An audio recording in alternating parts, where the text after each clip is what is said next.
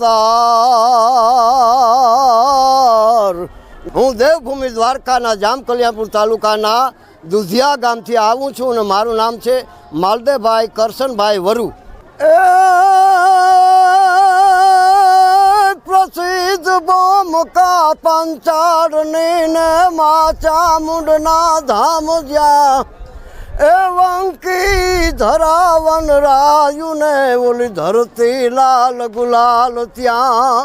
લોક સાહિત્યનો ઝવેર જન્મ્યો ઓલી વાણિયાની નાતમાં એ લોકનો ધૂમે ગાણી અમર છે ગુજરાતમાં।